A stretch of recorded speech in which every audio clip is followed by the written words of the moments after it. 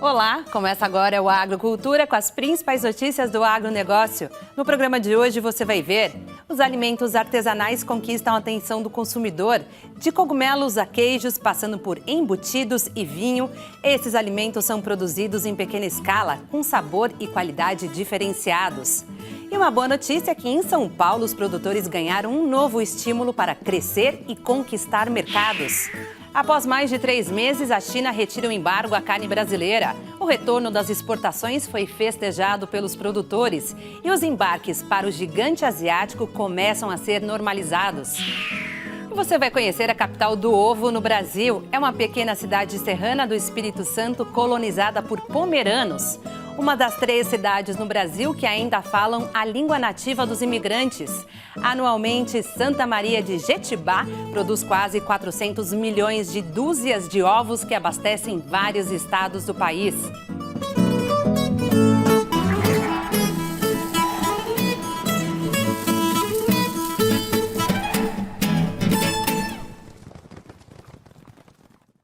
Alimentos produzidos de forma artesanal em pequena escala, com sabores e qualidade diferenciados, conquistam cada vez mais o consumidor. De cogumelos especiais a vinhos, passando por uma infinidade de produtos, os chamados alimentos artesanais acabam de ganhar uma ajuda extra em São Paulo para se consolidarem no mercado. Que tal um queijo pincelado com urucum? Ou um prato feito com cogumelos de alta qualidade colhidos numa pequena propriedade? Esses produtos são exemplos de uma indústria que vem ganhando cada vez mais destaque na gastronomia: os alimentos artesanais.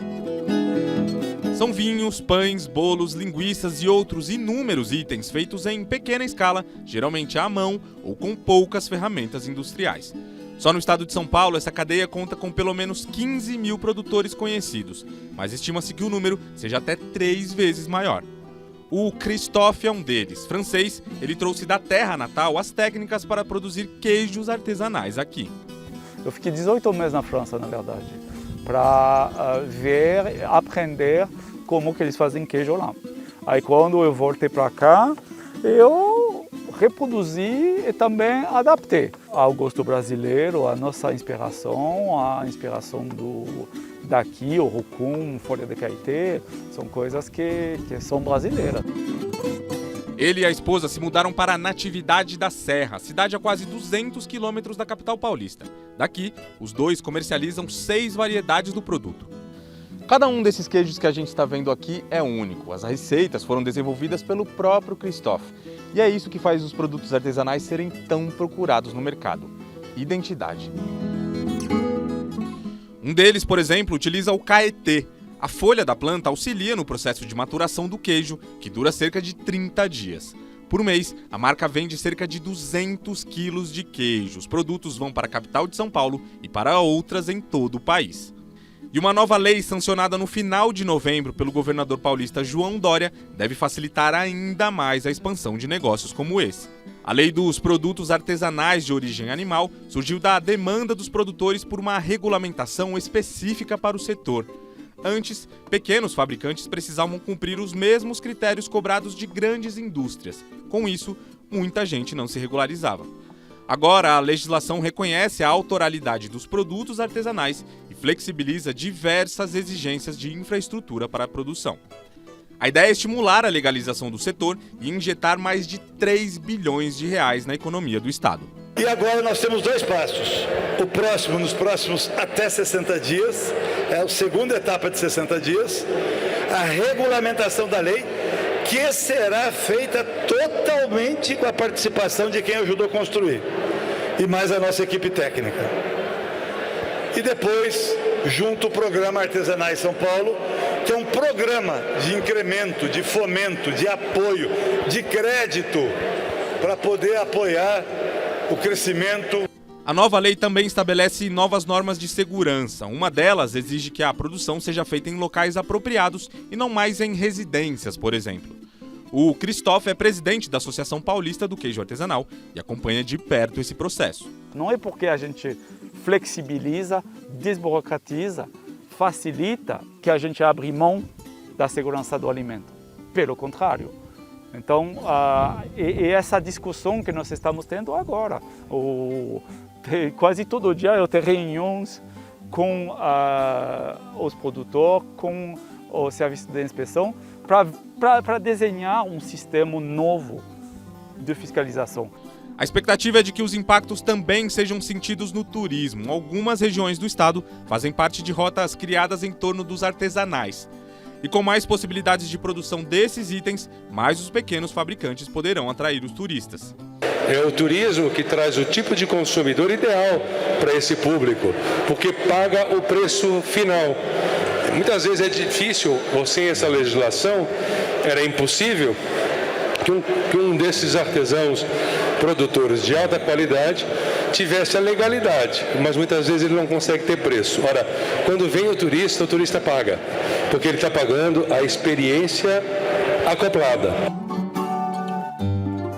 Este casal passeava de bicicleta pela cidade de Cunha quando ouviu falar da produção de cogumelos da Suzana. A parada rendeu muitas descobertas. Eu achava que era feito na terra mesmo, né? Nunca pensei que fosse feito em estufa. Nunca também fui atrás para pesquisar, né? Mas muito bom mesmo, foi um prazer encontrar isso aqui hoje. Viu? Vai degustar agora? Vamos degustar e depois pegar a estrada novamente, né? A dona da propriedade está aqui há cerca de 3 anos, mas trabalha com fungicultura artesanal há pelo menos 25. Nós produzimos aqui cogumelos shiitake e shimeji, né, no momento. A gente está com o projeto dos novos cogumelos, principalmente os cogumelos terapêuticos, mas nesse momento a gente produz shiitake e shimeji. Muita gente não sabe, mas o cultivo dos cogumelos artesanais é feito assim. Nessas estufas, eles frutificam em meio a estes sacos de compostos orgânicos. Por mês, são produzidas cerca de 2 toneladas aqui. A fungicultura, no entanto, ainda é uma das produções com menos reconhecimento legal dentro do setor artesanal.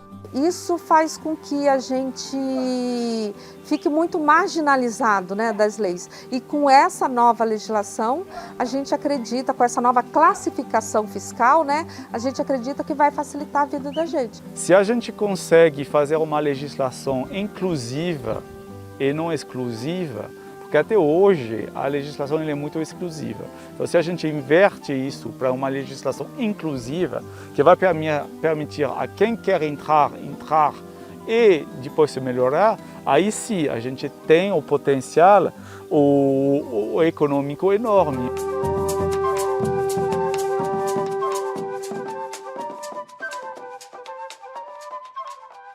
Você vai ver a seguir no Agrocultura. China libera embargo e exportações de carne brasileira para o país asiático são retomadas. Nós voltamos já.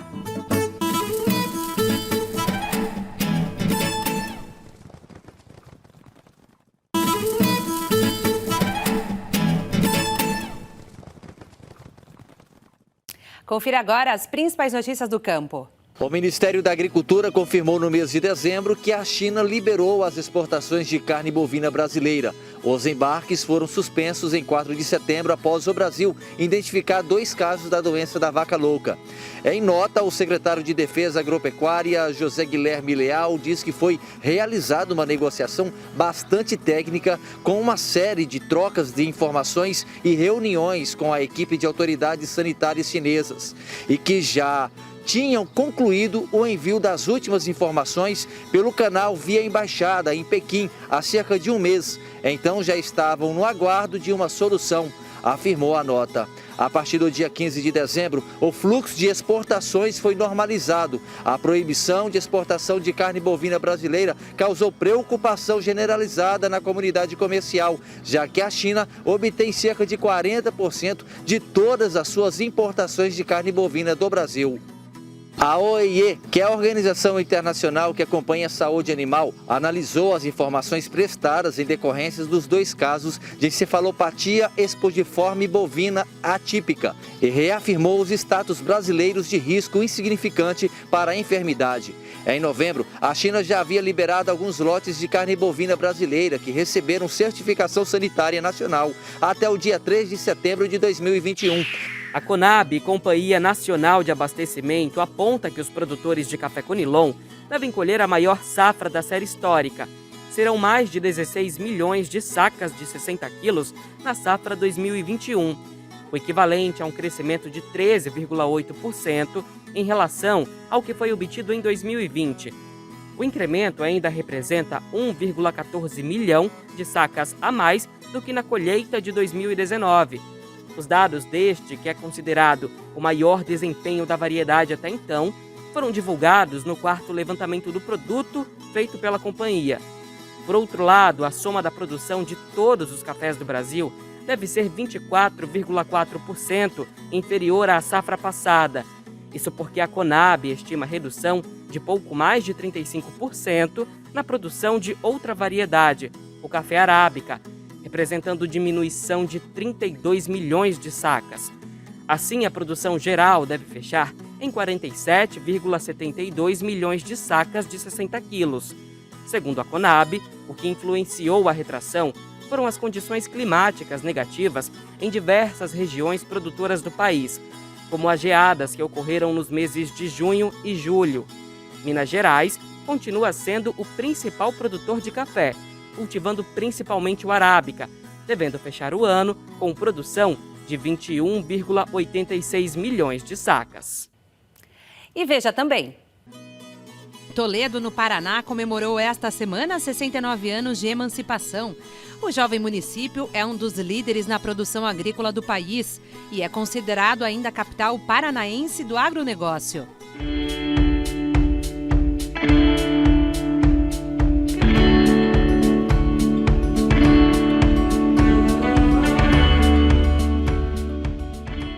Quem mora no interior de Toledo pode se considerar privilegiado.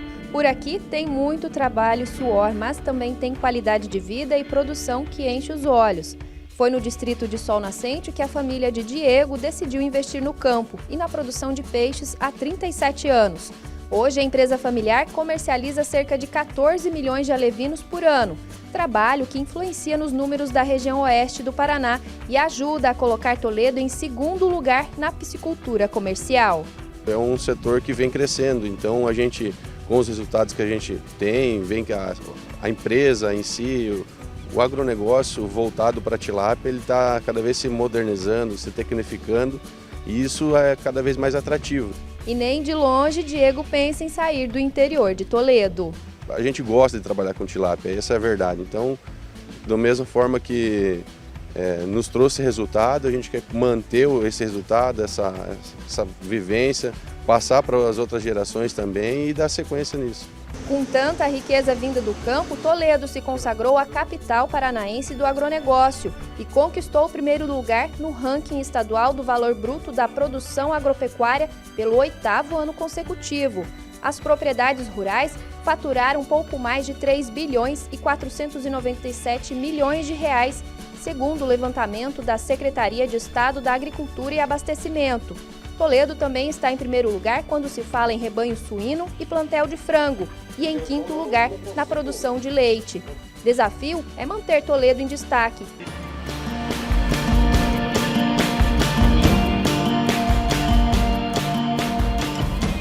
E se você acha que Toledo só se destaca com a produção no campo, está bastante enganado. Toledo também enche os olhos de quem vive aqui, porque temos saúde, educação, moradia de qualidade.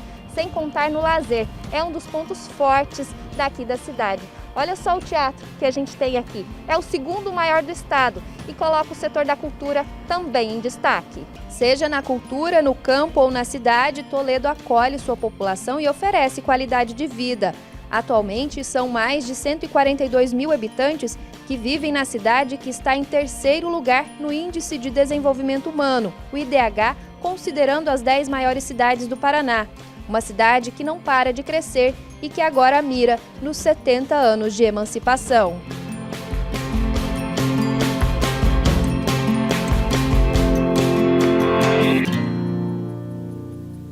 Você vai ver a seguir no Agrocultura. Com tradição que passa de pai para filho e tecnologia, a pequena cidade de Pomeranos, no Espírito Santo, se torna a capital do ovo no Brasil.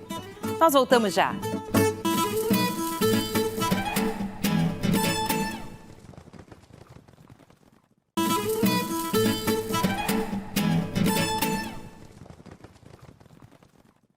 Uma cidade do interior do Espírito Santo é a que mais produz ovos no Brasil, Santa Maria de Jetibá, nas Montanhas Capixabas. O repórter Bruno Faustino foi até lá para descobrir como foi conquistado esse título. Eu já adianto que tem muita tecnologia envolvida.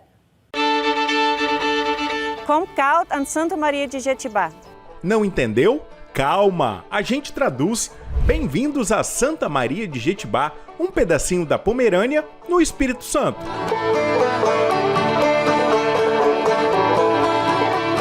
Foi aqui nas Montanhas Capixabas que os primeiros imigrantes chegaram por volta de 1872, 1873, vindos da Europa, mais precisamente da região do Mar Báltico, entre a Alemanha e a Polônia. O pomerano é um povo com hábitos culturais, digamos, diferentes. A língua é apenas uma delas. A noiva casa de preto. O brote, uma espécie de pão de milho preparado com batata doce, cará, aipim e fubá, é um dos pratos típicos. E as casas, em sua maioria, são pintadas de branco e azul até hoje. E não é só pela colonização pomerana que Santa Maria de Jetibá é reconhecida no país. A cidade é a que possui o maior número de galinhas e a que mais produz ovo no Brasil. A avicultura é o carro-chefe da economia do município. A base econômica do nosso município é a agropecuária. 60% da economia que vem desse setor da agropecuária vem diretamente da avicultura. Ou seja, a gente pode falar que praticamente 1/3 do ICMS que a gente arrecada no município é proveniente diretamente da avicultura. A avicultura de postura comercial do Espírito Santo teve início em Santa Maria de Jetibá nos anos 60. E nesse contexto nós sempre consideramos que a cultura local, o povo pomerano, deu muito certo com a avicultura de postura. É uma atividade que requer uma extrema dedicação, 7 dias por semana. A galinha, por exemplo, ela não para de botar ovo no final de semana, então requer atenção o tempo inteiro. E isso culminou com o esforço, com essa dedicação que existe do povo pomerano em relação à produção de ovos. E quem pensa que para produzir ovo de qualidade é só criar galinha, está enganado. A gente conta principalmente aqui com 5 grandes fatores, que englobam basicamente o geral do que vai chegar, como vai chegar um ovo de qualidade. Primeiro, a genética, ter um animal de qualidade, a nutrição, que é um ponto muito importante, a sanidade dos animais, as vacinas, a ambiência, o que a gente considera que é uma temperatura adequada, e o manejo, é o dia a dia, o trato com o animal que o funcionário tem que ter, esse contato pessoa-animal, esses 5 pontos principais. E não é só isso não. Hoje vivemos a era Avitec, com muita tecnologia envolvida em todo o processo. Hoje as máquinas elas separam o ovo trincado, o ovo sujo, tem balanças automáticas que vão pesar esse ovo, que ele é classificado de acordo com o seu peso, E depois de pesado, ele é colocado dentro da embalagem primária, o crivo ou a embalagem de isopor, e depois o funcionário pega essa embalagem e coloca dentro da caixa de papelão. Em seguida já é fechado e recebe a data do dia de produção, a validade, o lote, tudo de forma automática. Então não tem nada manual basicamente, tudo mecanizado. Fruto de uma nova geração de avicultores. Desde muito pequena a gente está aqui nesse meio, porque a ABL, na verdade, ela iniciou as suas atividades em 2002, com meu pai e com o Alexson, ambos sócios. Aí em 2008 meu pai veio falecer, e de lá pra cá a gente assumiu. Eu, meus irmãos, a família do Alexson, atualmente a gente tem 6 a 8 sócios, Então aqui a gente está todo dia lidando, é uma coisa que a gente gosta, é uma paixão desde pequena. Então a gente está aqui dentro no cotidiano mesmo, é uma coisa que é satisfatório. Eu desde criancinha já acompanhando tudo, rodando os galpões, aquele ovo que você catava na mão, era tudo manual, ração. Quantas aves vocês têm aqui em Santa Maria e quantos ovos vocês produzem por dia? Então, a gente tem em torno de 1.820.000 aves em produção e ovos a gente tem 3.200 caixas por dia, que equivale a 1.152.000 ovos dia. Para onde vão esses ovos? A gente entrega para todo canto do Brasil, mas assim, foco mesmo é Bahia, Rio de Janeiro, Goiás, são os nossos principais clientes, né? E não é que o know-how capixaba já é aplicado lá no centro-oeste do país, em Cristalina, Goiás? A gente está começando um núcleo lá, vai ser para 1,5 milhão de aves. São 14 galpões, 4 já produzindo, cada um na base de umas 270 caixas dia, 2 recrias, fábrica de ração. Isso daí. A gente está com 1.000 caixas lá por dia já, produzindo. No Espírito Santo, a avicultura está presente em quase toda a região serrana do estado. Em Domingos Martins, por exemplo, a gente encontrou um sistema produtivo diferenciado. Aqui não existem gaiolas, as galinhas são criadas soltas. Aqui dentro, há controle de temperatura, umidade e pressão. Tudo para garantir a qualidade dos ovos. Aqui a grande vantagem é a galinha poder expressar o comportamento dela, é poder realmente garantir o seu bem-estar animal. Aqui ela vai poder ciscar, ela vai empoleirar, ela vai ter livre circulação dentro do box do aviário. Em gaiolas, as galinhas, em um galpão como esse que nós temos aqui, vai ter uma quantidade muito maior de aves, né? Porque ali tem gaiolas sobrepostas umas às outras. E aqui não, aqui a gente tem as galinhas somente no piso.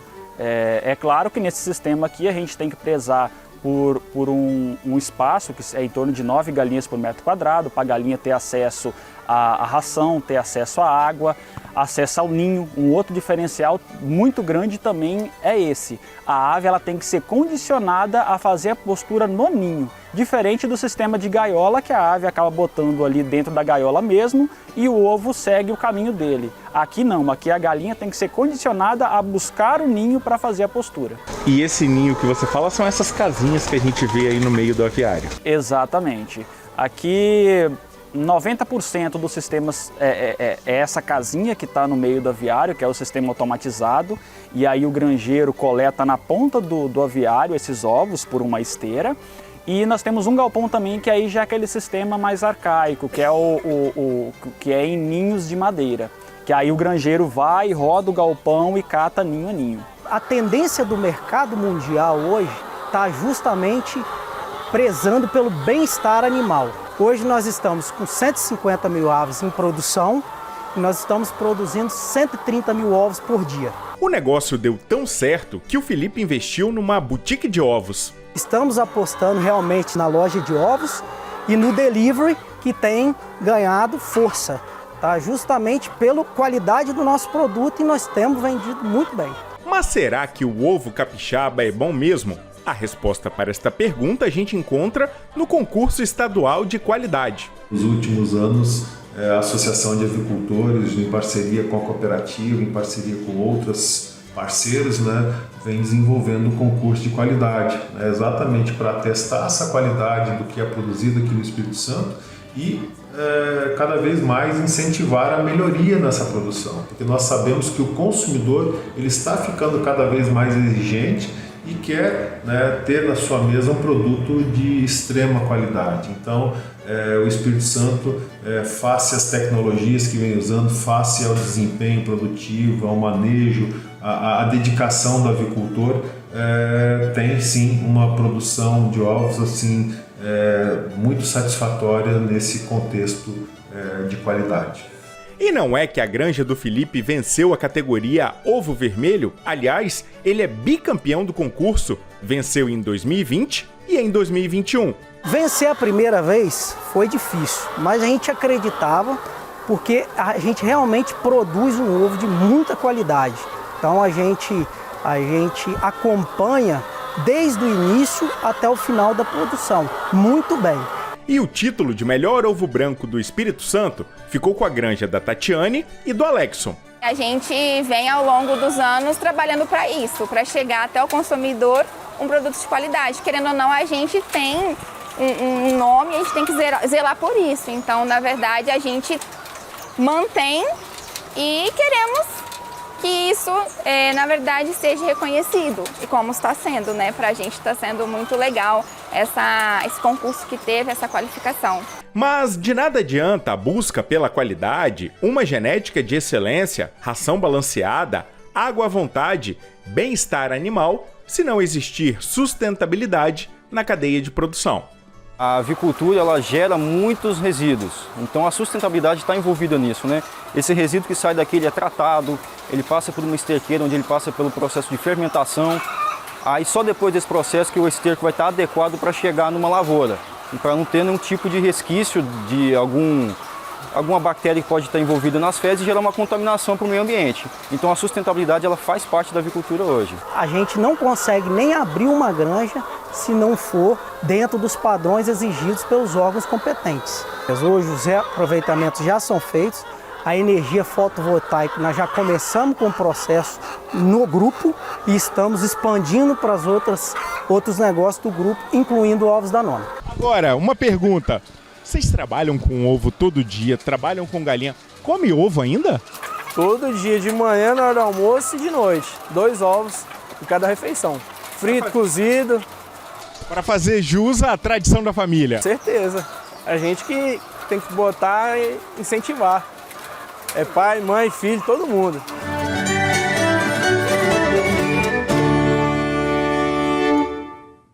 O programa Agricultura de hoje termina aqui. Até a próxima semana.